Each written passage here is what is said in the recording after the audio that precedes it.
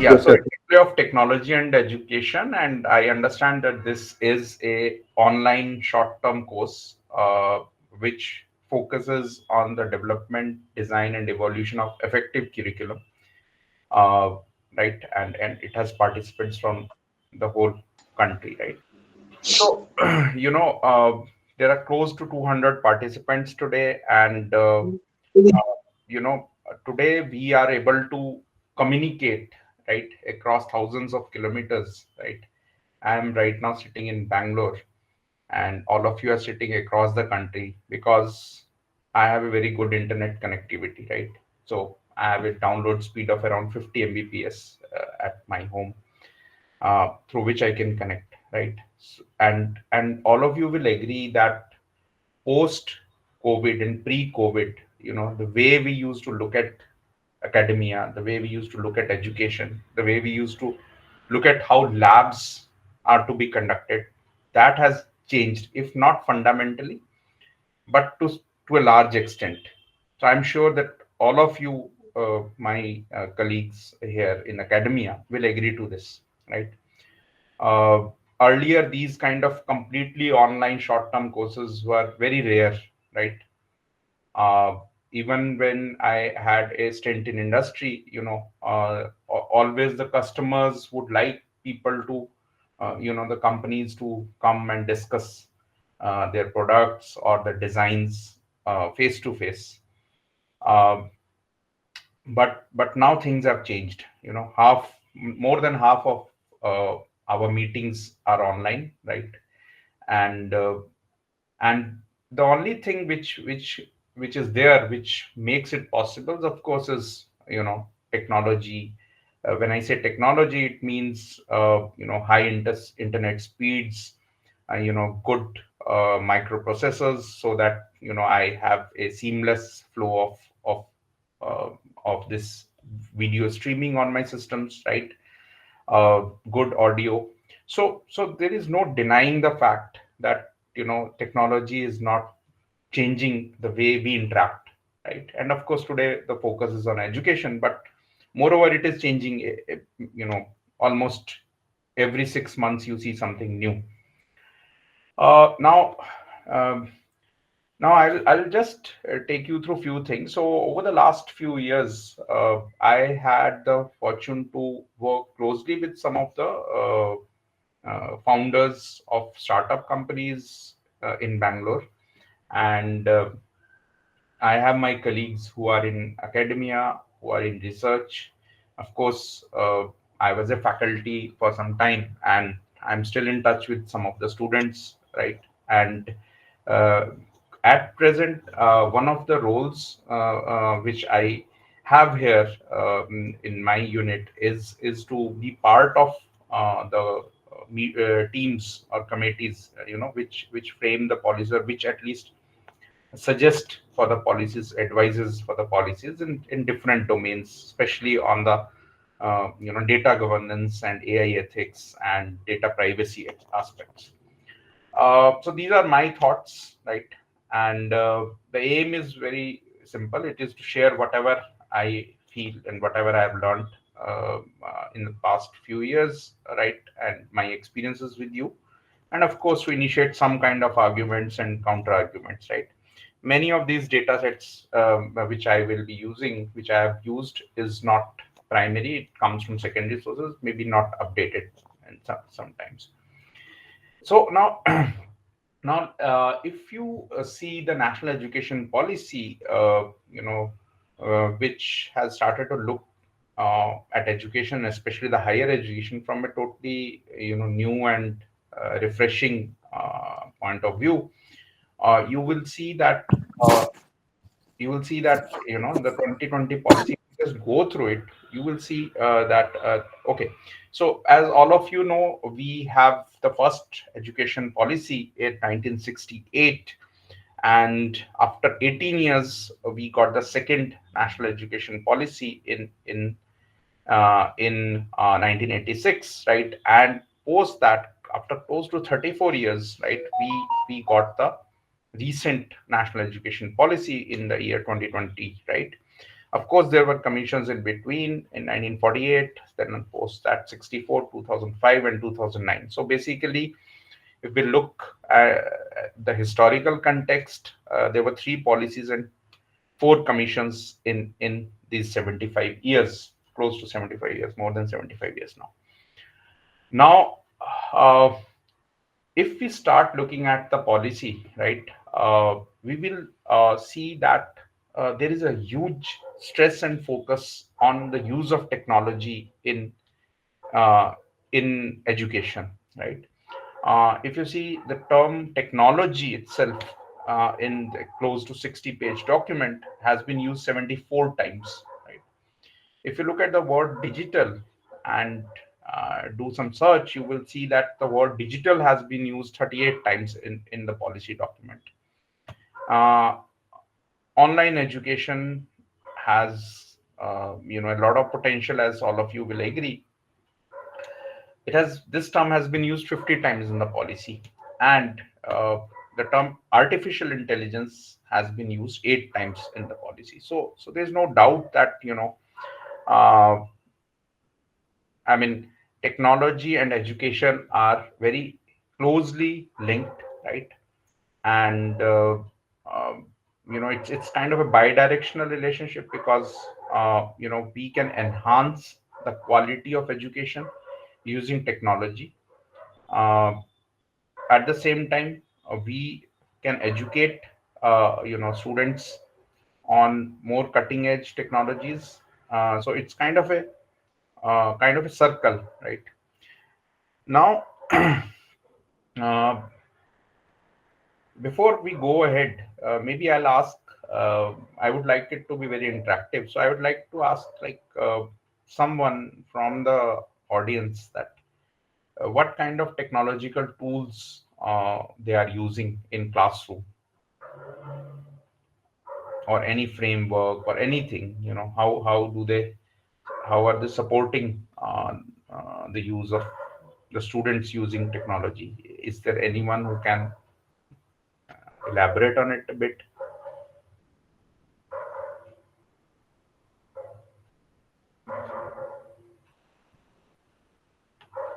Okay. Good morning, sir. Yeah, hello. Morning, sir. Premanandji, ji. Yeah, Yes, sir. yes, please. So the most important thing is the mobile phone, sir. Then the main subset of mobile phones are tablets and we can say laptops, IoTs. Uh, yes, Premanandji, you are very right. I mean, if we look at like 10 years back, the all students won't have smartphones, I believe, right? In 2014, 15. Now all students have the mobile phone, so it is very easy for them to access any content which is digital content, right? I think that's what you are trying to say. Am I right? Yes, sir. The Yes. subset of mobile phones are now the higher in age means the students are using tablets Hmm. and in higher in they are using the laptop for accessing or in means project they are using the Arduino based project like IoTs means like cloud we can That's say, sir. That's correct. That's correct. Very, very rightly said. So yes. So completely agree with you. So in one way, devices have come into this picture. Like when we were doing the our studies, the only way to have a screen was to go to the lab and access the computers during the lab time itself, right? I never had a laptop, and but now if you go to any of the undergraduate courses, and I'm also talking not only of engineering, but I've seen it in other, like allied medical courses, pharmacy students, for example. I've seen them carrying laptops. So which means that, as Premanand ji rightly pointed out, that gadgets, so there is a another support system which is with the students if they use it effectively, right? um, then I'm really happy that there has been a lot of response. So Dolly Kumar has said that through Google Classroom. Mr. Thangamani has said through Mind Map. I would like to know a little bit more about Mind Map, if you can elaborate on it, Mr. Thangamani. And then, of course, Satya says that Google Classrooms. So of course, a lot of answers are regarding Google Classroom. Dolly Kumar also said that student can get data easily through Google Forms. So yeah, thanks for all these responses. Sir, we Uh, can say the combination of hardware and software. Some are part of hardware and some are application-based software, we can say, sir. that's correct. That's very correct. Very correct. So so yeah, so I'm what this answers basically is are telling is that a lot of people are familiar with the Google Classroom. So basically, it's a we can say it's like a learning management system, right? But just to uh, understand where we are right now, right? So I was going through this very interesting image, which so all of us are aware of, industry 4.0, web 3.0, these kind of things, right? So right now, you can assume very well that we are in something called education 4.0, which started like 200 years back, where the use of tools started to come in education. Usse pehle it was like more of a like in our ancient culture, right? It was more of a guru shishya parampara where things were taught in shruti, and there were no written evidences for that, and it used to pass on from one generation to the other generation. But now things are changing, right? So as you can see, uh, if you look at 70s and 80s, if you remember, right, there were Doordarshan channels which used to broadcast these educational content, right? Then, of course, gradually learning management systems like Blackboard, like Google Classroom, as many of you have said, they also started, right? uh, Late 90s, or I would say early 2000s, we saw computers coming in.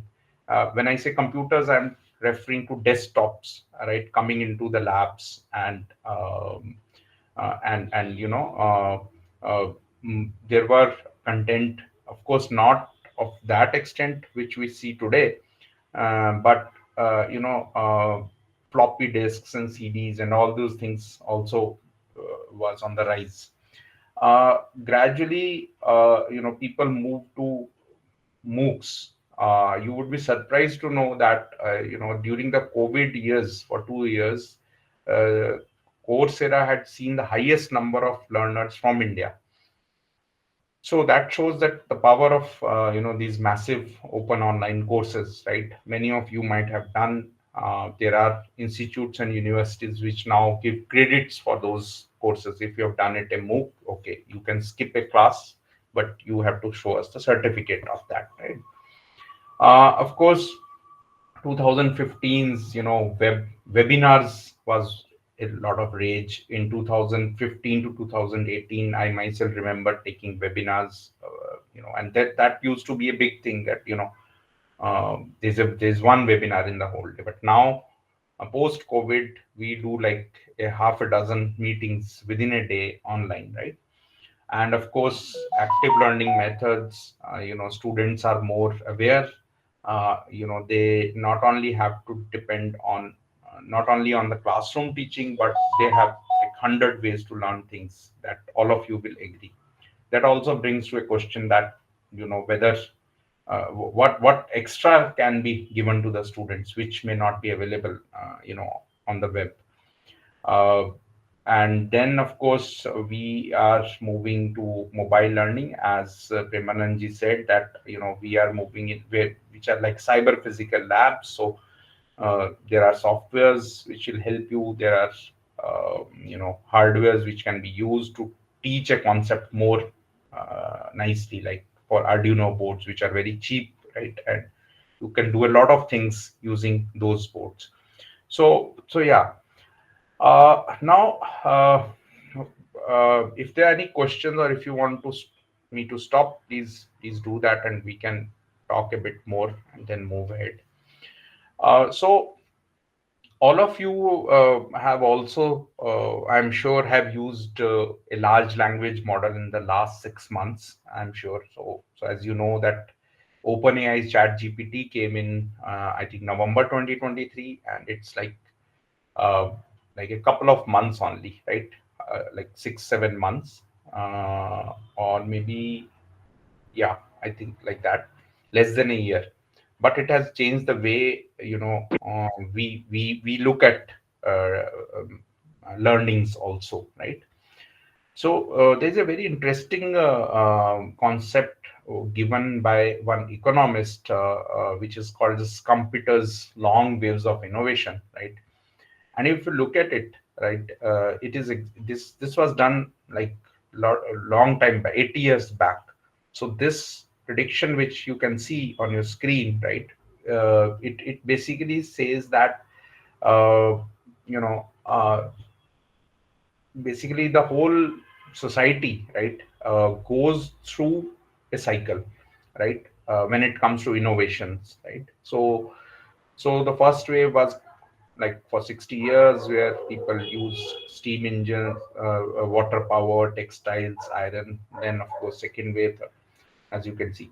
If you remember, 1970s, mid 1970s, there was a huge revolution in semiconductors and microprocessors, right? Electronics was at the top of everything, right?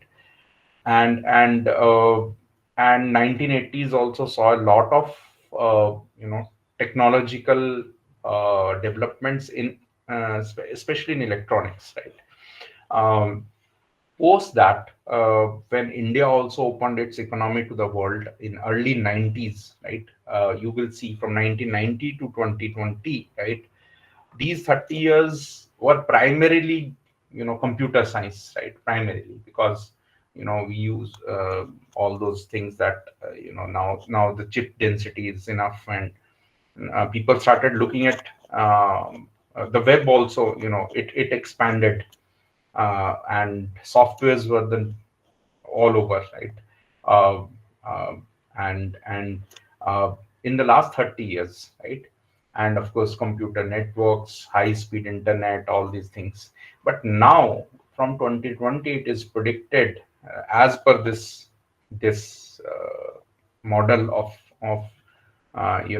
waves of innovation, that next 25 years are going to be uh, what we call emerging technologies. So when we say emerging technologies, it means that they were already there, but of late, because of certain reasons, they have emerged. For example, was machine learning not there earlier? Yes, it was there, right? But the amount of data was less to train those models, right? The amount of storage which we needed was less. The computation capacities were less. But so that's why they are emerging, because they were there in the background, right? Now they have emerged, right? So they have taken the center stage. So this is the sixth wave of innovation, where we are talking of artificial intelligence. Every day we hear of AI, machine learning, new innovations in 3D printing, sustainable cities, data-driven healthcare products, robotics, of course, and all these things, right? So this we have to see that, whatever we are doing in academia, in education, right, that goes hands in hand with all these technologies. So as academicians also, it is our duty to basically adapt to this new world order, if I may say, right? So how do we do it, right? Uh, so basically, how technology is impacting the education is, one is, of course, as many of you have written, that learning management systems are there, right? So basically, they are software products, and of course, they can help us do a lot of things. We whatever notes or classroom content which you prepare, you can easily disseminate it through learning management system. You know how many students are there in the class. You can analyze them in a more intelligent manner, where they are lacking. All the data is there. If some students want to give a feedback in an anonymous way, that is possible, right? If the student is not able to come to the class for some reason, but wants to attend the class, they can have access to all these contents, right? And besides the regular text which you are teaching in the class, if you know If you want to bring some other things like some podcasts or some articles which is not possible in the scope of the class, you can upload those, and of course, you have a way to record each of these activities throughout the semester or throughout the duration of the program. So, of course, all of us will agree that learning management system are software products. They are basically technology products which have been effectively being used nowadays, uh, to basically enhance the impact of the quality of education, right? The other thing which had come up in COVID is, how do you proctor the students, who are doing an online exam. So as many of you will agree, there are proctoring platforms available now. Again, it's a technology product, right? So during an examination, if you want to basically, the student is remotely placed, right? And how do you monitor him or her, right? So there are tools, right, which can help you do that, right? Nowadays there are very advanced tools also. Some of them are AI based, which basically track the eye movement of the students to figure out if he's trying to use some malicious methods, or is he, doing it honestly. In India also, if I correctly recall, the government of Odisha's some wing of Department of IT at the government of Odisha, they have come up with a proctoring platform. I'm not able to recall the name right now, but that has the advantage of, uh, they have taken into account the slow internet speeds as well. So there are some techniques which they have used, so that even if the internet connectivity for the student is slow, he can still take the exam and complete it, right? Some buffering system they have used. So proctoring is again a very big area where technology is helping us. So don't think of it like only an internet speed or only MCQs, right? There are so many things which can be done. You know, the laptop camera can be used more effectively. The audio can be used more effectively. As I mentioned, the movements of the students can be monitored, etc., etc. So again, you know we are looking at a stage where a lot of the examination ka burden can be given to tech. So we were talking of learning management systems. Many of you have been using that, right? And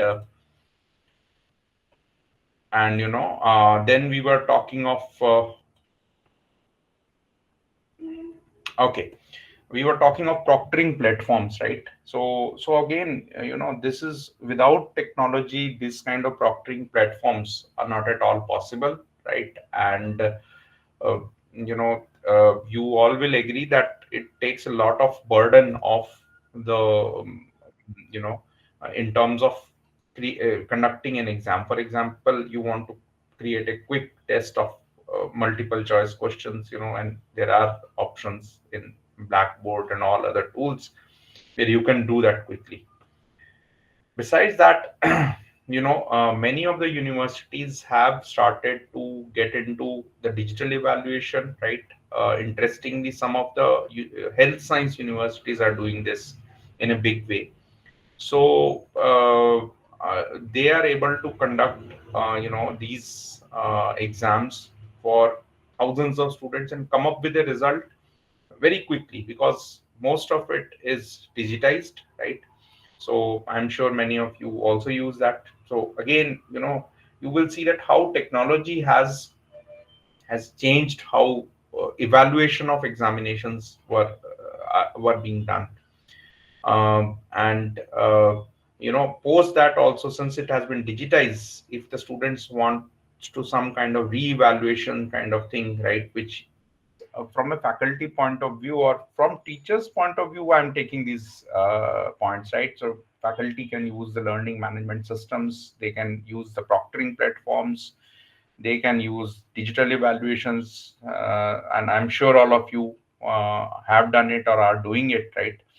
Besides this, a new trend which has come up in the multimedia is, of course, to create podcasts and videos.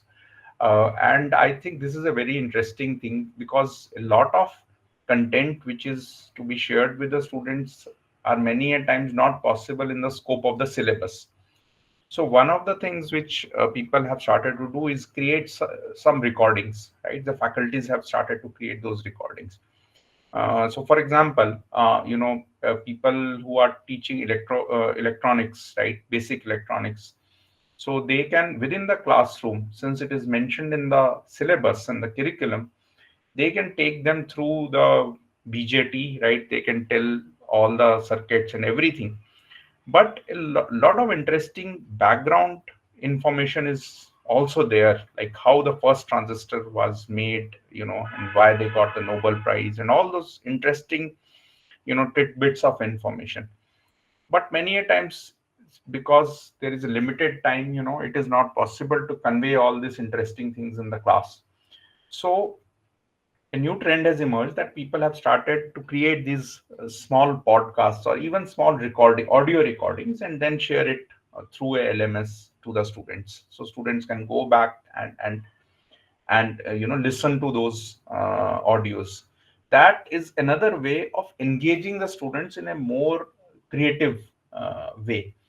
And another thing which I've noticed over the last few years is that, if this kind of podcast and videos are made in vernaculars in the regional languages, that becomes very effective. So, let's say you are taking a basic electronics course, you have to adhere to all the syllabus and the curriculum, but then you create a 5 minute audio on, let's say, some of these topics in your regional language. So the college is in, let's say, in Karnataka, and people understand Kannada, so you make a video or a podcast in Kannada. That has found to be very effective. Students get more interested in these things. And even on YouTube or any other such kind of platforms, if you see, if you want to learn any of these concepts, nowadays you will get all these concepts in any of the languages also, right? There are companies in India which basically promote these kind of activities, and they sell these activities. So let's say you want to learn Python, right? So you will have an option to learn it in the Python language in your mother tongue as well. So here also, technology comes to the fore, right? So just to summarize, in my opinion, for teachers in higher education and engineering, these are the four primary ways of using some technological frameworks to make the dissemination of information in a more smooth and more seamless way and more creative way. I'm sure there are other ways, right? And I'm sure many of you use other ways to do that. Now, coming to students, right? How students can benefit from technology? I'm sure that we all know that students, to use these tools like smartphones and internet, they are sometimes way ahead than us, because they are more technology friendly, right? They have a peer group which tells them a lot of things, which many a times which we might not know, right? So if you look at this, one thing which comes to the fore is a lot of emphasis now is on the online educational content, right? Institutes which were primarily, offline institutes and organizations have started to come up with short courses which one can take online. You all are aware of Coursera and edX and similar tools. So in India also we have the NPTEL, we have the Swayam portal, right?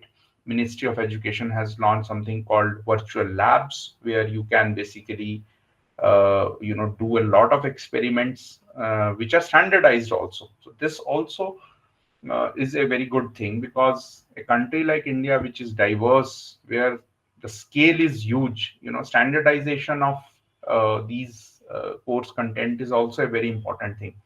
So by use of virtual labs, by use of the course contents on NPTEL, it is easy to standardize. So anyone who is sitting in Bangalore or any student who is sitting in northeast of India, both will have exposure to similar content. The technology helps us in doing that. Then many of you might have heard of ISTEM, right?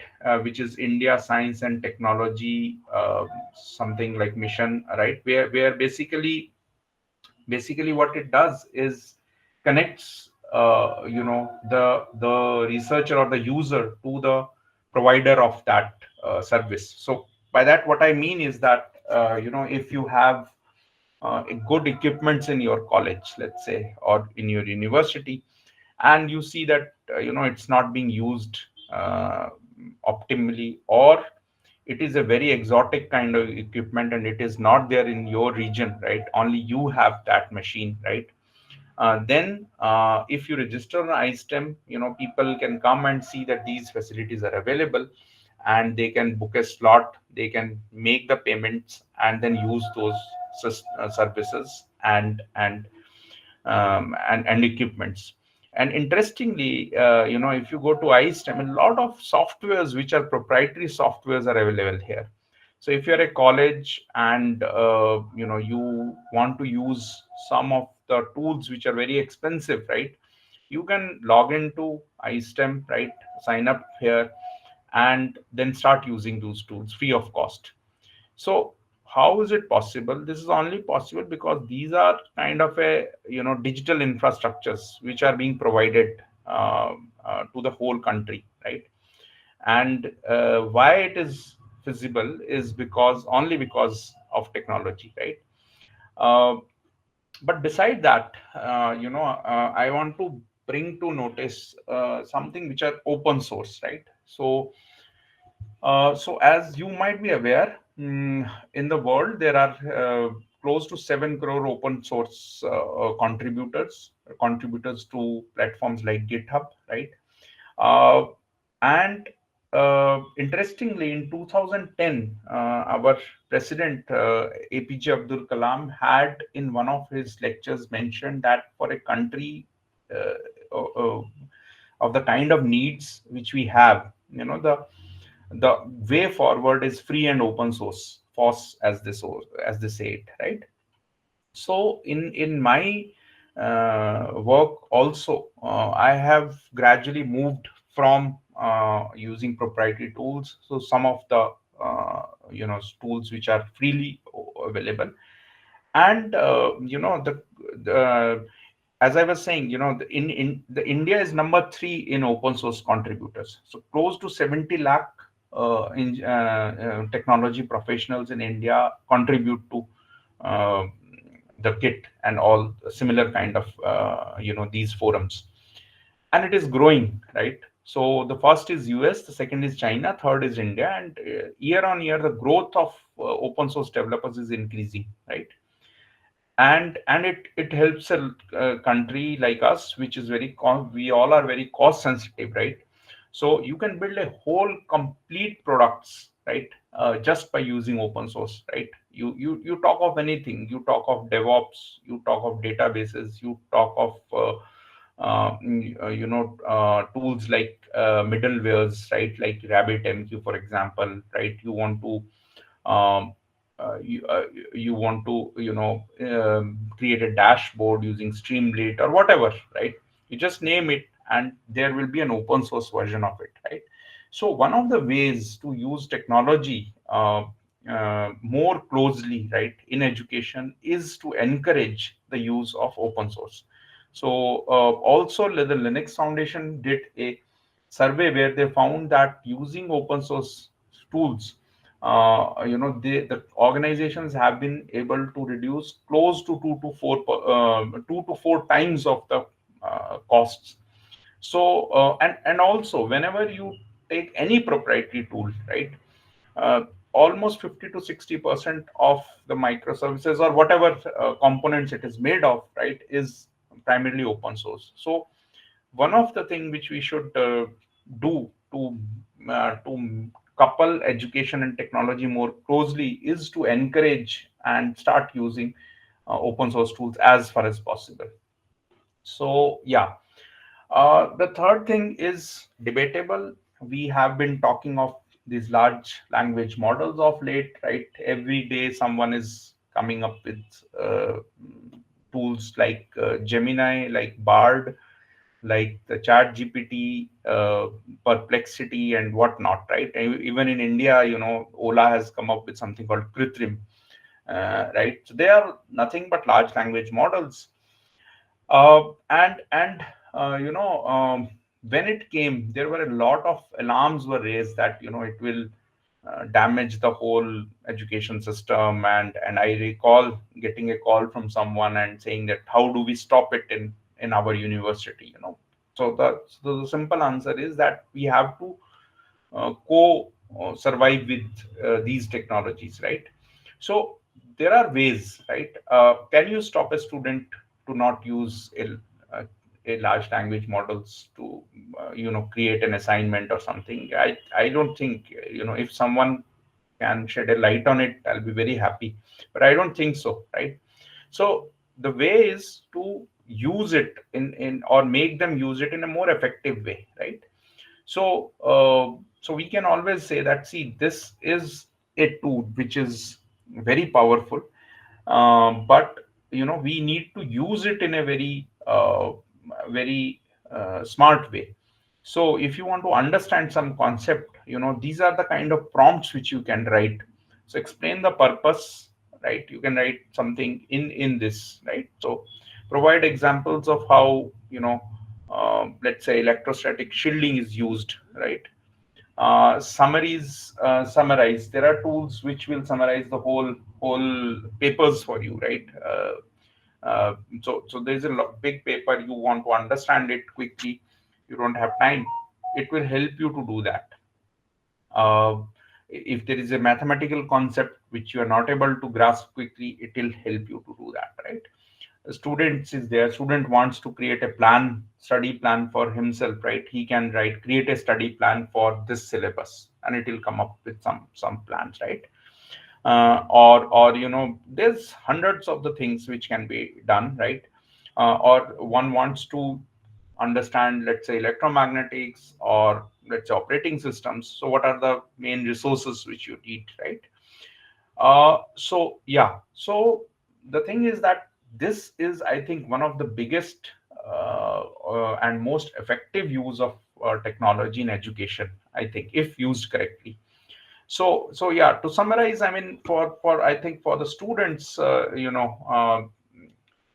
sorry, just a minute. Yeah, so for students, I think, in my opinion, these are the three things which they can use very closely, working with technology to enhance their learning experience. Obviously, just to reiterate, they can use open source tools and platforms effectively. They are free of cost. The open source community is huge, and the learning is very fast here. Of course, there is a plethora of online educational content which is available on the web, right? So students can obviously make use of those podcasts, this audio snippets, YouTube videos, etc. Third, which is a recent one, is that they should be taught, or they should understand that, how do we use these large language models rather than only just getting assignments done, right? What are the other effective ways to make their learning more rich and more experiential, right? So to say. Uh, okay, the last aspect which I want to touch here is about governance. So as we all know that the third aspect of academia is, one is faculty, one is, of course, the student community. But one of the most important part is also the governance part, right? How the leadership looks at technology, and how it can be brought into making the educational experience of the students more effective, more rich. So if you look at uh, the mobile applications, there are organizations, there are universities which has come up with their own mobile applications. So basically, you can have these apps which will help you, to understand a lot of things. Your timetables are reflected there. The calendar is there. So this app is specific to that university, right? You want some information on the submission deadlines, you can get it on the app, right? So all these kind of things, I'm sure some of you or all of you perhaps have been using this, right? The other thing which is coming to the fore is how do you make the validation or verification processes of the student. So of late, you might have read in news, or seen in the news, that there have been lot of cases where the students or people have faked their certificates, right? So how do we make sure that those certificates are like kind of a smart contracts, if I have to talk in terms of blockchain, right? And how it is very, very difficult to temper any of that information, right? So as you could see, the instructor can enter the records, the admin endorses the records, right? Then it goes and gets connected to the chain, right? The block gets connected to the chain, right? And whenever there is an external entity, like any of the employer, for example, right, they can get it verified, and it will be very hard to temper those, right? So this is also one very good example of use of technology in educational ecosystems, right? The tempering of the records will be almost, it's not possible actually to temper with the records. As leaders in education, you can also think of taking these steps, right? Of course, these everyone has used it. There are attendance management systems, so you don't need to waste time to call each one's name in the class, and you can quickly get all the attendance, right? Another thing which has started is something called a student information system, sometimes also called student life cycle management, where right from the day the student basically comes to the institute, right, till the day he or she passes out and becomes an alumni, right? All that life cycle of the student is basically taken care of, right? So right from registration to, so this is again a very effective use of technology, where you can track the student's behavior throughout his or her stay for that course. And it also helps in doing some kind of analytics on the students, right? Let's say when at the time of registration, you can ask that whether they have done some sports in till in their school, and that can be recorded, right? And later on, if you can basically profile the student, right? And also, if the student is not performing well, based on these data, right, a lot of things can be done, which I'm going to talk next, because like you can do a lot of analytics on that as well. So you can see that the student, when he or she came, he was doing good, but then over the years the performance has come down, right? Or you might even see that the student is doing good in certain category of subjects but not doing something good in other, right? The students might be good in language courses but is not able to perform in courses which need some which are mathematical in nature, or vice versa, right? So using these tools, a lot of analytics can be done on the students, right? And not only students, the aggregated data is itself is of a lot of use. So you can immediately see that where the whole ecosystem is going, right? So you see a lot of interest in students enrolling for a particular elective course, right? Suddenly, so you see that this is the trend, and even these some of these tools can forecast these trends as well using some AI models. So that next year or next to next year, this area is going to be a very hot area, like for example 3D printing, right? So that mechanical students from mechanical engineering branch would opt for 3D printing, so you can plan before, right? using these analytical forecasts and hire experts accordingly, right? Or of course there are hundreds of other informations which can be inferred from this kind of aggregated data sets, right? And this helps in for the governance to plan things in advance and plan things in a very structured and data driven way. Of course, we have ERP. Most of the universities and colleges use that. Right from how the students, how is the experience of students staying within a campus to the payments he's making for fees and all these can be covered using ERP. I will not delve much into it, right? So basically, if I have to summarize, basically, how the technology can be used by the management or the leadership of the education institutes. They can come up with their mobile applications which are specific to their need of their institute. They can also integrate blockchain based verification or validation of the certificates which they are giving. Right, attendance management system is a well established use of technology in academia, right?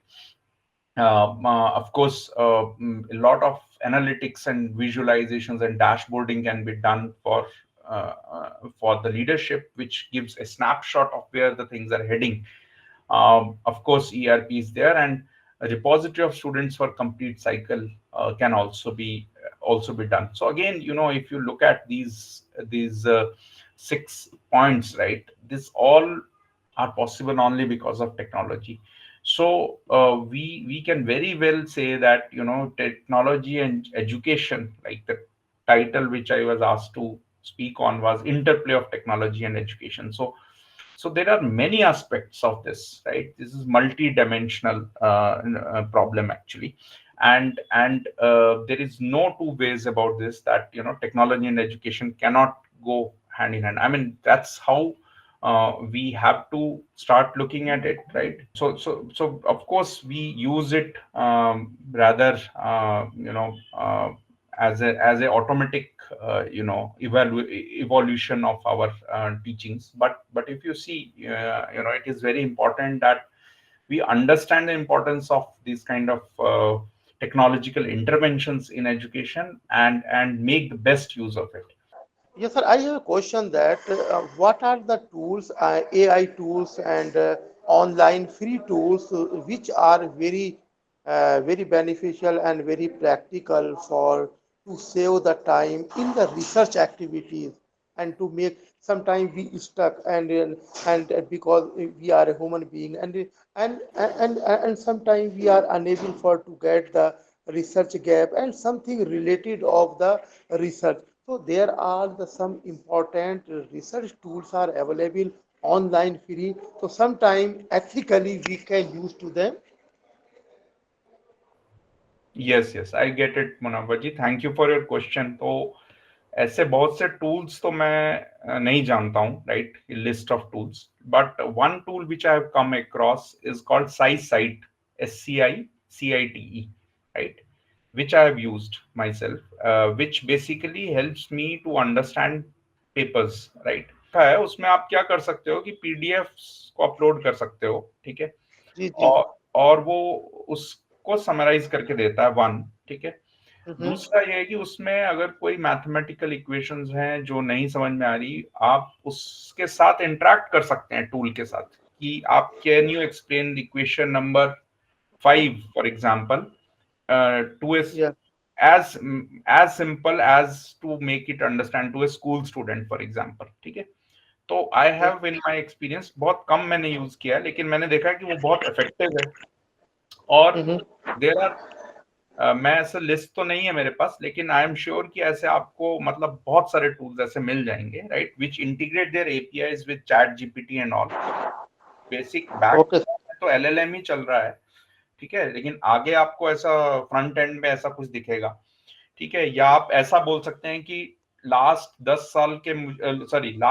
3 साल में जो top papers हैं उनका बताइए, list बताइए और उनको summarise करके मुझे दीजिए।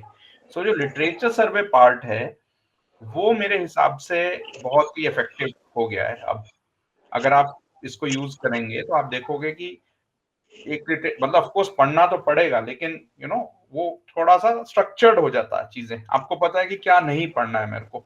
सो आई थिंक या देयर आर मल्टीपल टूल्स, आप थोड़ा एक्सप्लोर कर सकते हैं इसको। और Actually, just one recent happening, just I want to elaborate you. One of company Capgemini came to my institute. I am from GL Vijay, and a student, they have taken a virtual session for written test.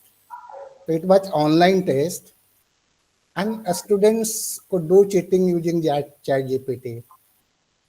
So 99% student got all 100% scores. So when they came for interview, they have called for interview. They have selected only 15 students, those who have got all 100 out of 100. Then same question they have asked to write in paper. Some of the students they could write, and they said it is not at all related with 5G. You have used Chat GPT. Chat GPT replies was not at all related with this question, what we have given. And the company is telling, I know you will use ChatGPT for answering, and this answer is totally wrong. So, sir, how much we should rely on these learning tools? Okay, doctor Satyendra, आपका question बहुत ही relevant question है। और जो आपने अपना experience share किया, this I can tell you that industry thinks one step ahead of the student. That I Correct, sir. can tell you with my Right, sir. experience in industry, right? Very good, sir. उनको पता रहता है, ऐसा नहीं है कि वो नहीं पता है, उनको पता है कि स्टूडेंट ऐसा करेगा चालाकी, राइट? तो which goes very bad for the college reputation और universities reputation, ठीक है? जी सर। तो एक तो मेरे को लगता है कि एक सेंसिटाइजेशन करना बहुत जरूरी है स्टूडेंट्स का, right? I will come to your other part of the question also. तो स्टूडेंट्स को सेंसिटाइज करना बहुत जरूरी है, उनको ये समझाना जरूरी है कि number one, chat GPT you can not rely, of course it will give wrong this things, wrong answers also, right? But more than that it is an ethical question, right? That ऐसा करना चाहिए कि नहीं। तो आप students को हम ये बोल सकते हैं कि देखो, आप आज करके आप शायद घुस भी जाओ किसी ऑर्गेनाइजेशन में, right? But you are looking at a career of 30 to 35 years, right? और चैट जीपीटी एक लेवल तक ही आपकी हेल्प कर सकता है, ठीक है? स्किल आपको खुद ही डेवलप करना पड़ेगा, ठीक है? और वो जो आपका क्वेश्चन है कि क्या हम रिलाई कर सकते हैं, तो डेफिनेटली हम नहीं कर सकते, लेकिन जैसे मैंने बताया कि इस टूल को हम इफेक्टिवली कैसे यूज कर सकते हैं, आप समझ रहे हैं ना? मतलब आप अगर वो स्टूडेंट वो क्वेश्चन से पहले कुछ प्रिपेयर कर रहा है उसके बारे में, तो वो ये क्वेश्चंस पूछ सकता है कि केप जेमिनी के क्वेश्चंस किस तरह के होते हैं, राइट?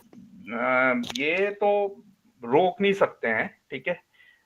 ये तो स्टूडेंट, एक तो एथिकल इशू है ही है, ठीक है? But more than ethical issue, it is a livelihood issue for them as well, मुझे ऐसा लगता है।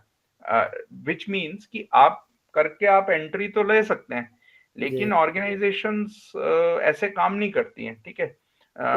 One more request sir. जी, you are a very good researcher, I know, sir. Can you tell me, if somebody is using chat gpt for writing this literature in research paper, is there any software which taught them? It is written them. Yes. Suppose if somebody is uploading, I have got some 3-4 paper for review, and by looking this English, I could see they have used some tools. Is there any software we can detect? Yes, it is written by Chat GPT. So, Dr. Satyendra, as far as I know, people have made attempts, right, to create these tools, but अभी तक कोई ऐसा tool मेरे knowledge में नहीं है ऐसा, right? Because the reason I have seen one paper of IEEE, it has come for this IoT, based on IoT, sir. What he has written, whole paper, even not in single link, it is given how IoT it is working for smart agriculture. But it Hmm. in such in nice English, but technology is very poor in that. And Hmm. I'm in dark whether I should reject this paper or I should give acceptance. I understand sir कि ये तो dilemma है ही। तो इसमें मुझे लगता है कि हमेशा आप मतलब अभी मेरे पास भी थीसिस आता है तो मैं ये अज्यूम कर लेता हूँ कि ये कुछ ना कुछ तो चैट जीपीटी या कोई भी लार्ज लैंग्वेज मॉडल से यूज किया होगा, राइट। तो Okay. अब ये इसका इसका एक प्लस पॉइंट क्या है? प्लस पॉइंट मुझे ये लगता है कि ये अब हम वापस उसी टाइम में आ रहे हैं जहां पे the only trust will be through face to face interaction, Correct, sir. Correct, sir. Right. That is so 100% correct. Right, so like newspaper also, अब मीडिया में आप सोशल मीडिया पे हम कितना कुछ देखते हैं, कितना कुछ उसमें सही है नहीं है, लेकिन when you have a newspaper in hand, right, Yes. तो newspaper We rely on that. you can rely, you can go back, you can debate with the editor, you can write, you have a proof which is in मतलब physical proof है आपके पास, ठीक है ना। तो मुझे ऐसा लगता है कि eventually where we are heading ji, is face to face interactions। और हाँ, मैं आपको हमारा एक्सपीरियंस बताता हूँ कि हम लोग अब क्या कर रहे हैं कि टू हायर समवन वी जी, don't go for a one shot interview, right. तो जी, हम टास्क देते हैं उनको, राइट, और interview process is elongated for like 1 week to 10 days, ठीक है। जहां पे कुछ ऐसे टास्क देते हैं जो कि हमें पता है कि इतना इजीली नहीं वो कोई कर सकता, मतलब उसको कुछ अपने से करना पड़ेगा उसमें, ठीक है। जी, और उसके बावजूद, राइट, मतलब उस वो भी कर लेते हैं के बाद भी हम बहुत ही मतलब उनको जैसे ऑफिस में पूरे दिन के लिए हम बात करते हैं, 2-3 दिन बुलाते हैं, राइट, सो दैट जी, face to face you feel you get to understand. So correct. in one word, technology was supposed to make the life easier, but the way things are evolving in some of the aspects it is becoming more prolonged, मतलब क्योंकि trust is going out, है ना। जी, sir. One last slide I have, which I want to share, is that all of you might be aware of this DPDP bill, right? So, abhi privacy is also becoming very big thing, right? And soon we hear that there will be some national bodies which will be, will come up with some privacy protocols and all. So how do we make sure अब सब कुछ अगर digitized है, right? How do you make sure that the data of a student, which is kind of a private data, right, is taken care of? How do we make sure कि LMS पे जो upload हो रहा है, that does not go out of the cloud, right? So this, I think, this is the next big thing which will come in a big way, which will need some out of the box solutions, right? दूसरा ये है कि मुझे लगता है कि technology should also not create inequalities. ये आप कोविड में आप देख पाएंगे कि स्टूडेंट्स जिनके पास हाई एंड लैपटॉप्स थे, गुड इंटरनेट कनेक्टिविटी थी, they could quickly, who is in rural part, right, उसके पास इंटरनेट कनेक्टिविटी नहीं है, लैपटॉप फोन भी शायद नहीं है, तो वो inequalities should, we should be very careful that education should be a democratizing force and not one which should create inequalities, right? दूसरा है कि of course technology intervention should be tailor made, so one size does not fit all। ऐसा नहीं है कि सबको एक ही तरह से हम पढ़ा सकते हैं, राइट। टेक्नोलॉजी में ये भी है कि सब जैसे चैट जीपीटी या किस तरह के टूल्स, वो ये एजम्पशन पे चलते हैं कि जो भी यूजर है वो इतना उसको समझ आएगा, लेकिन this is not true always, right. So it should be tailor made also and should cater to personal needs, right?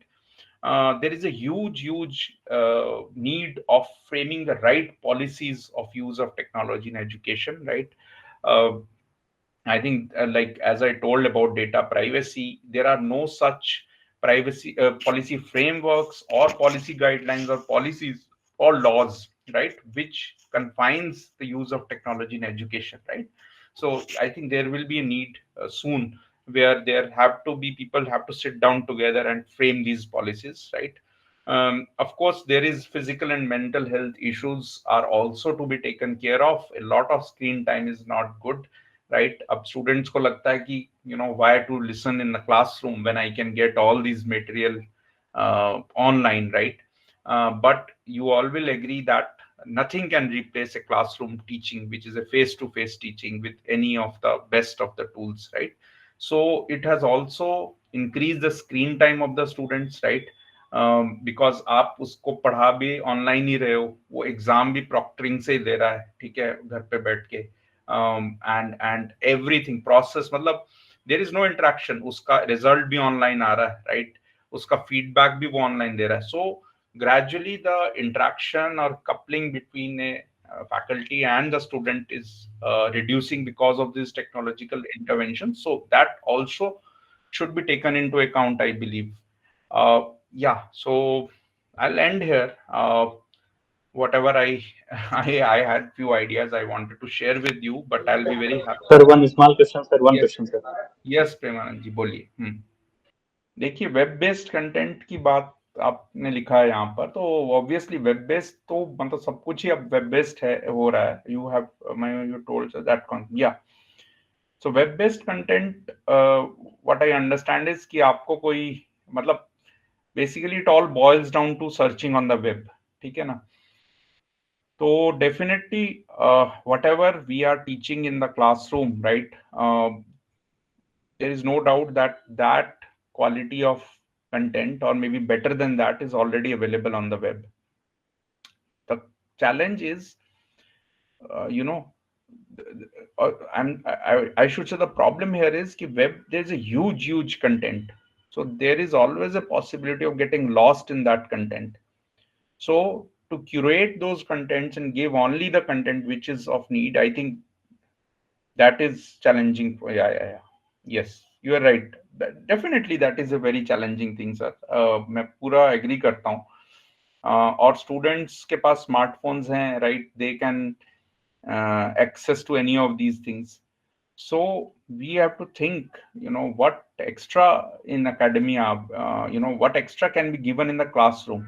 तो जैसे मैंने आपको एक सजेशन दिया, एक तो वर्नाक्युलर लैंग्वेज में कन्वे करना अपने, या पॉडकास्ट देना, और जैसे मैं पहले बोल रहा था कि more close interaction with the students. Those days have come where we have seen what problem complete takeover of technology, of education by technology can do during COVID times. So I think it also entails to us ki aur zyada close interaction with the students is needed. Definitely this is a challenging, I agree. Okay, which type of knowledge we will spread, share for effective learning, that is challenging in the. देखिए, इसमें ना एक चीज है कि students को ये भी हमें कन्वे करना है कि information is infinite on the web, right?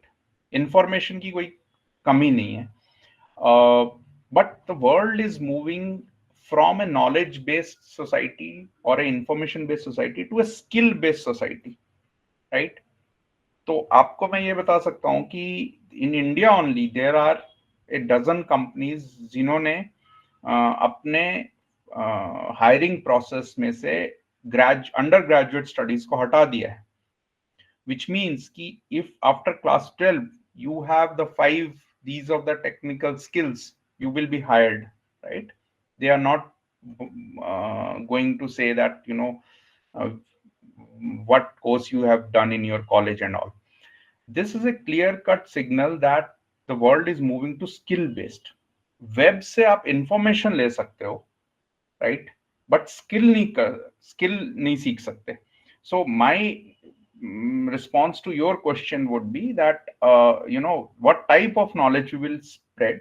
The classroom can work on the skill sets of the students, not providing information, because infinite information is already available on the web. आप mute पे हैं अगर आप कुछ बोल रहे हैं. Yeah, any further questions? Yeah. Body language. Sir, the body language and confidence is main key, I thought. Absolutely. That's possible in face to face. Fully agree. हाँ, वो तो ऑनलाइन नहीं सीख सकते ना. जो तो we are that's what I am saying कि we are traversing a circle, वापस वहीं आ रहे हैं where you know body language, communication skills, creativity skills. Thank you everyone. Sir sorry, एक आपने टूल्स बोला था, SCICIP। आई थिंक साइट है वो, जहाँ तक मुझे याद आ रहा है।